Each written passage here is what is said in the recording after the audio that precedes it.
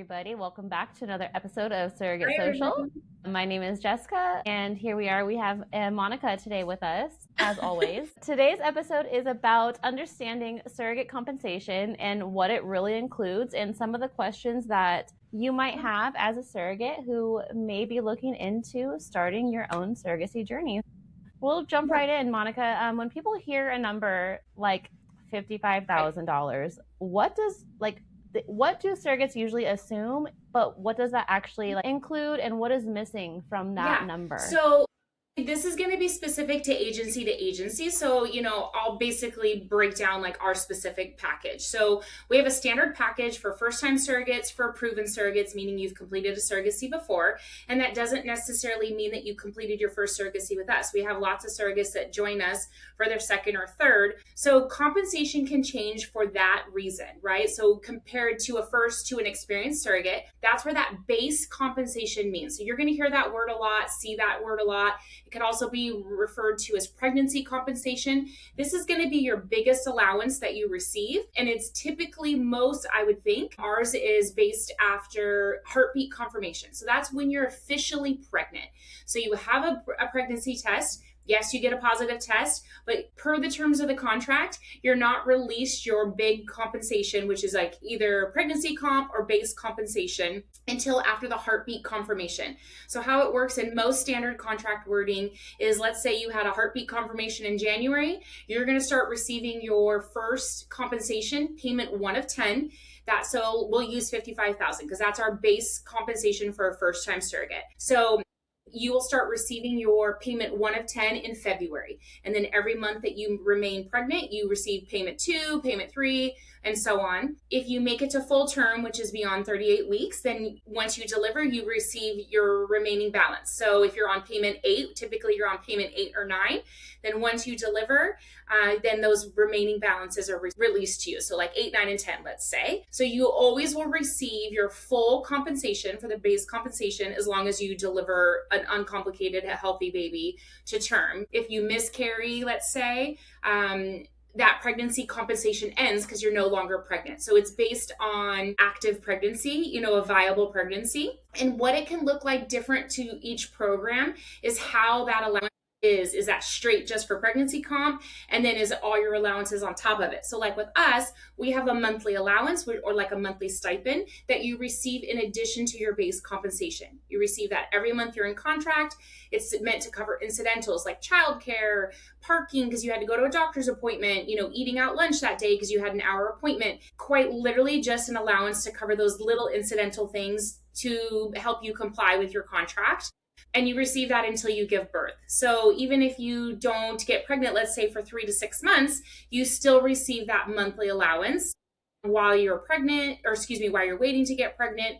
And then that allowance stays throughout the whole pregnancy. So those are just a little breakdown. When you're looking at packages with agencies, just see how the wording is. Is it like a lump sum? And then if that particular milestone doesn't happen, is it deducted or is it in addition to? So that's it. Those are kind of the two models that you'll see. We have the base compensation, and again, for conversation purposes, we're gonna say 55,000 is base. Why does base compensation begin after heartbeat confirmation? Because that compensation is based on pregnancy and viability of pregnancy, right? So from an intended parent's perspective, they're not going to pay a surrogate the 55,000 if they never get pregnant, right? So an agency and these contracts that are put into place are to advocate for both parties. So there has to be some financial protection for the intended parents too.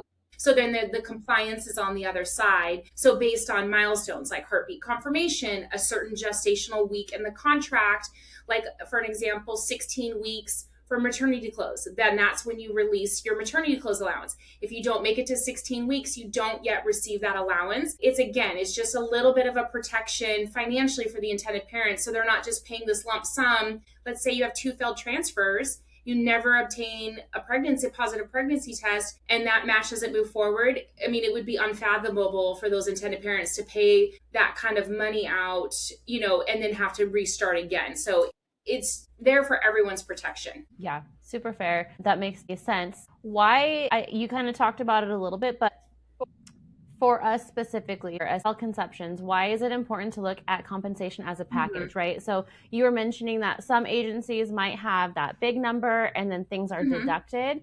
Whereas with cell conceptions, we have our base compensation and then we have the additions, right? So a total opportunity compensation is going to be significant.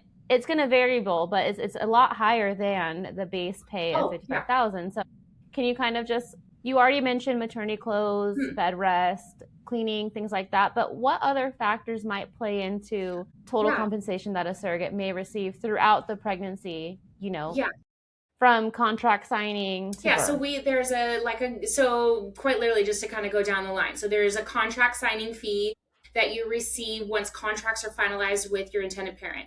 So that's meant to kind of reimburse you or kind of say like, hooray, great job, because, you know, the 2 to 3 months that you were doing screenings, you weren't obviously in a contract, you weren't being compensated. So you attended appointments, you know, you complied with testing, things like that. So that took your time and your effort. So that's what that's intended to do, is just be like, great, thank you for all your hard work to getting us to this point. There's an embryo transfer fee. So this is given to you, again, like an all-inclusive fee. It covers you attending that transfer. If you have a companion that comes with you, there's a compensation for your companion, your support person, for them missing work. Depending on if you're local to the IVF clinic or you're traveling, that provision will change slightly. Obviously, all your travels covered. That could even be as just mileage if you're somewhat local. That could be airfare, hotels. There's childcare allowance, you know, when you need to travel to attend an appointment. And then there's another really cool one that is like a wellness kind of self-care one that you can use for acupuncture, IV treatment. So like if you get super sick or dehydrated, you can have like a mobile IV which is a game changer. You can use it for chiropractic care, quite literally just to kind of take care of yourself and spoil yourself, because typically that's not something we do as moms, let alone as surrogates. And so you have that allowance that you can use that however you want to. So that's a super cool one. We talked about housekeeping allowance, maternity clothes allowance. Obviously, if there's a restriction in the pregnancy and you're unable to work, your lost wages are covered. So if there's a procedure that you have to undergo, there's like different allowances for different types of procedures. There's also a delivery fee for vaginal versus C-section. So that can vary depending on obviously how you deliver. So when you're looking at the package, you're going to see a C-section fee and you're going to see vaginal. Obviously, you're only getting one or the other. So you can always kind of estimate about what you're going to earn in total. That will vary how long it took you to get pregnant. If you got pregnant the first transfer, if it took multiple transfers, then you're going to receive that transfer fee multiple times. So your total earned, or what your total compensation could be, could vary, but you always know what the package is from the start. Yeah, and I think that's important to note because, you know, especially as somebody who is just approaching surrogacy or maybe has never even looked at a benefit package, it's important to look at the whole picture, right? And you are getting compensated throughout the process, you know, once you are in legal contracts. So you're not just going to an embryo transfer and not getting compensated for it, right? So even though that base pay doesn't start until after heartbeat confirmation, you still have received a nice little chunk of change as you've led up to that point. So I think that's important to kind of remember, because even though it feels like it might be like forever for that base comp to come in, surrogates are well taken care of. So again, super important to take a look at the compensation as a package, as a whole, what it includes, what it excludes, and then everything amongst that. It goes back to like asking questions when you're looking at a package, like what version, or, you know, how is this allotted, you know, what are the milestones? It should have very clear language of like, this is released at this week, this is released at this stage, this is what's covered, you know, and also in, you know, your medical bills are covered, like all those things, that you're very well protected. I would just make sure that, again, back to just asking questions, making sure you understand. You're not going to offend us if you ask questions or need it explained. That always makes me feel better. When, you know, typically if there's no questions, I'm like, are you sure? So this is new terminology, a new breakdown, you know, it's a lot of new news. And so it's very important that you ask questions, because it's entirely expected. I mean, I went through 4 transfers total in my entire surrogacy life, and I still had questions on number 4. So totally okay to ask. So this is a lot of money, right? And in any surrogacy journey, a lot of money is involved. How are, like, we already talked about a little bit about the protections of the IP and the protections of the Mhm. surrogate, but how is it fully protected, right? Who handles the money? Where does the money go? What happens if something unexpected does happen during pregnancy, whether it be to the baby or to the surrogate? Like, how is everything kind of, tied up Yeah, nicely with the bow? so there's two parts to that. So the funds need to be held by a surrogacy trust or slash escrow account that specializes in surrogacy. So there's several companies that do that. They're licensed, they're bonded. That's the only place your funds would be safely held. And so there's deposit schedules that are put into place into the contract. And so those deposit schedules have to be met, and they're milestone based, just like the surrogate's compensation. So they're basically scheduled that we're assuming you're going to be pregnant at this point. Said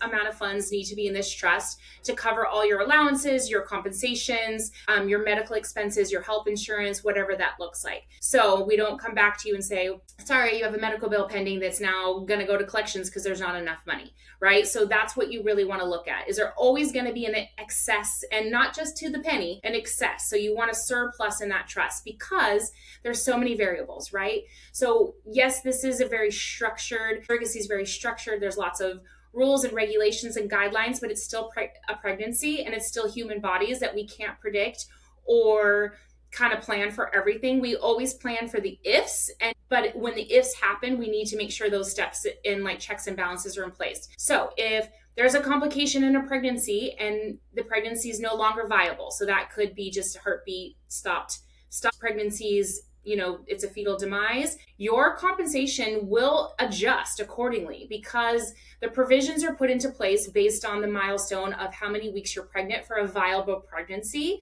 So, it will adjust. You will know those guidelines and those provisions prior to their in your benefit package, plus inserted into the legal document as well, which is the contract between you and your intended parent, which then the trust is regulated based on how to release those funds. So if there's unfortunately a fetal demise, the pregnancy's ended, your compensation will adjust. But of course, we'll walk you through that, explain what's going to look like, what you're still entitled to, what's going to be ending potentially, and then what that looks like moving forward.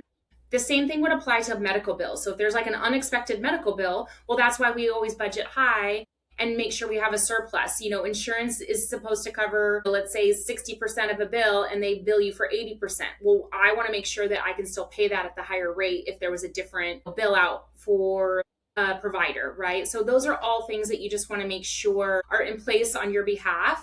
Be your own advocate, but also let your agency be your advocate, but ask those questions so that your agency is advocating for you appropriately too. I completely obviously agree. And I think that, as if somebody is looking to surrogacy and are looking at several benefit packages or anything like that, like they need to make sure that they're looking for everything. What happens if you are put on bed rest? Are lost wages covered? What are those lost wages? How are they calculated? All these things are so important because that affects the surrogate's day-to-day life, right? Like they can't be out of work due to the pregnancy and then not get compensated or not get paid by their job or whatever the Correct. case may So be. like the goal is to never put a surrogate into a financial bind where the surrogacy is caused financial hardship, right? The goal is for you to excel your family, or to savings, whatever your goal is for the compensation. The goal is to never have it take away from household money. It's supposed to be in excess to do with what you plan with it, and that could be whatever that looks like for you. So yeah, you definitely want to really ask those questions. If a number looks fabulous, make sure that it's truly fabulous, right? And that what that really looks like and what's covered and not. Yeah, I mean, like the old tale or old saying out there is like, if it looks too good to be true, it probably is. Yeah, and then if it's not like super lined out, like this is my advice. Like, of course, we're an agency and, this is our package. But, in my 25 years, like I would say, make sure the benefit package is super lined out, like line by line, what you're compensated, what if this happens, what does that look like, right? Well, you need to plan for all the ifs. We hope they don't happen, but there needs to be a plan and protection in place for you. So if it's only like 4 or 5 lines or 4 or 5 compensations, I would ask more, right? And see what you're looking at. Yeah. Yeah. Yeah. And like as a surrogate myself, I really loved the well-structured compensation package because, well, not only am I Yeah. type A and I need to see everything, it lined out for me exactly what I'm entitled to or not entitled to if something Yeah. didn't happen, or if something did happen, what I am entitled to. I think even like there's a life insurance clause in Absolutely. there. Like, what? I didn't even think about that, Right. right? But it's listed out in the benefit package. It has the values there. It's covered by the intended parent. And I think like as a surrogate, it's nice to see because truly not knowing what the money is intended for could be kind of like, Yeah. overwhelming in a way, but knowing that we have these upcoming milestones of at 16 weeks, I'm going to get a little payment to go spend on Right. maternity clothes or not, Right. or whatever it is. So from a surrogate perspective, I super love the Good. structure. It would be a huge red flag to me personally if it was just a lump sum and I wasn't getting anything until pregnancy and it Yeah. was all considered base comp. So anyway, super love Because, that. to add to that, Hodge, too, there could be a match where you have 3 failed transfers. So you're only going to receive not only, but you're receiving your monthly allowance. If you attend support group, you get your support group fee, and then you get those embryo transfer fees. And maybe that match doesn't move forward for whatever reason, right? So that could still be a Right. significant amount of money, maybe $10,000 to $15,000. So yes, it's like devastating because you didn't get pregnant and it's not the plan, it wasn't the goal. But if you manage your allowances good as best as you can, you could still come away with a little bit of a nest egg potentially. So that's not easy to save that. So always try to find the positive, even if it doesn't go as planned. But those are things to look at. Like, what could be if these ifs happen, or if I don't become pregnant, what would I potentially receive, like maybe in the next 6 to 10 months? What's that going to look like? Yeah, yeah, exactly. And anybody going into their surrogacy journey hopes for the 100%. best, right? We all hope that everything's going to go perfectly to the Right. next stage as it should. Everything's going to be super smooth and ideally it's been a year Right. and we're done, right? But like that's usually Right. not the case. So I think again, if you're listening to this and you haven't quite picked out your agency yet, really make sure you are looking through that Yeah. benefit package because to Monica's point, what happens if you go through each embryo transfer and you weren't entitled to an embryo transfer fee and you ended up not ever getting pregnant, then you truly are out of time and Right. money, and we don't want Yeah. that, right? Right. So super important. Obviously, attorneys have 100%. looked up benefit packages and all of this information is put into the contract. So it's a big copy and paste and a visual from the attorney, and you review it with your Correct. attorney, and the IPs review it with their attorney. Right? When you're looking at what Yes. agency you want, to go with, and, just make sure that you understand. It's about selecting who you feel comfortable with, who you feel good about, and, and you have to go with your intuition on that, right? And so sometimes that may not necessarily be solely compensation based. Maybe somebody has a slightly different package, but you're like, God, I love those girls and I feel super great there, right? And so you also want this to be a super positive experience for you, with also getting the appropriate compensation, right? Yeah, definitely. Pivoting Okay. just a little bit, how is the transparency around compensation and upfront benefit packages for the surrogates and the Yeah. intended parents? How does that build trust between the IPs and the surrogates? Or maybe how does that avoid Yeah. any future So, I mean, I conflict? think it's quite literally that simple, right? So, when you're accepted to the program, you sign that benefit package when you're accepted. So, you come into this program, into our program, with this set compensation package. You've agreed to that. So, when you're presented to an intended parent, your benefit package is presented with your compensation package, right? So, which is standard in us. It doesn't vary besides from a first time to a proven surrogate. When the intended parent's looking at your profile, they know the compensation that you're entitled to.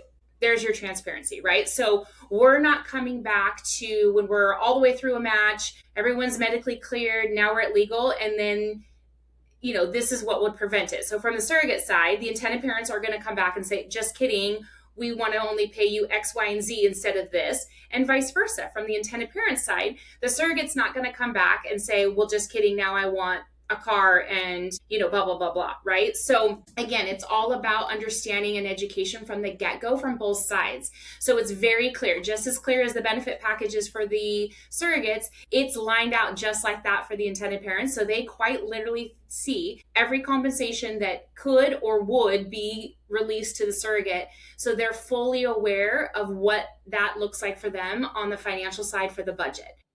So it's very clear. It would be, I can't even tell you if that's ever even happened. Honestly, I can't think that that's ever, I'm trying to think of a case where something fell apart over compensation, and it hasn't, because of that.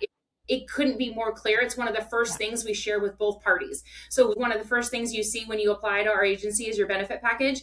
And the first time when I'm doing a consultation on the intended parent side, that's the first thing they see is all that, the fees and the compensations and things like that. Again, if our program's not a right fit or doesn't feel good, then, right? It's not a surprise in that regard. If you have questions, of course, we go over it, we explain it. But it's something that you need to be comfortable with, for sure. Yeah, and I love the transparency too, because like you said, there's no question about it. There's no question as to what the surrogate is getting or what the IP is paying. I think that really builds trust between not only the surrogate and the IP together, but also the agency and the IPs and the agency and the surrogates, because this is a lot of money. This is a lot of money for the IPs. This is a lot of money for the surrogates, right? So having that line by line transparency and knowing that from the very beginning, I think just is so validating, because the IPs know exactly where their money's going and the surrogate knows exactly what they're entitled to when they're entitled to it. Transparency is important, and I think it just validates the integrity of the agency that you choose. So make sure that transparency is fully there. Yeah, and again, obviously we're biased because it's us and it's our program, but that's my advice to everybody. If the first time you're talking about surrogacy, this is what you need to be looking for. Of course, I want to help everybody, but that's not always the option, right? There's different programs, there's a fit for everyone. But these are the questions that I pray that everybody asks from both sides, from the intended parent side and the surrogate side. So it's just super important that you feel really secure in that and be like, cool, okay, this is where I sit. This is great, because this is a huge commitment. And the more you feel comfortable with the program or what is required of you or what's going to be needed of you from the beginning, it just lets everything flow. I think we talk about this every episode. This is big. This is a long time commitment. You're sacrificing a lot. You're giving up a lot. You're taking on a lot. The intended parents are releasing a lot of control. So it's big. And so you need to feel comfortable with the program that you're selecting, because then you can kind of sit back and enjoy the surrogacy.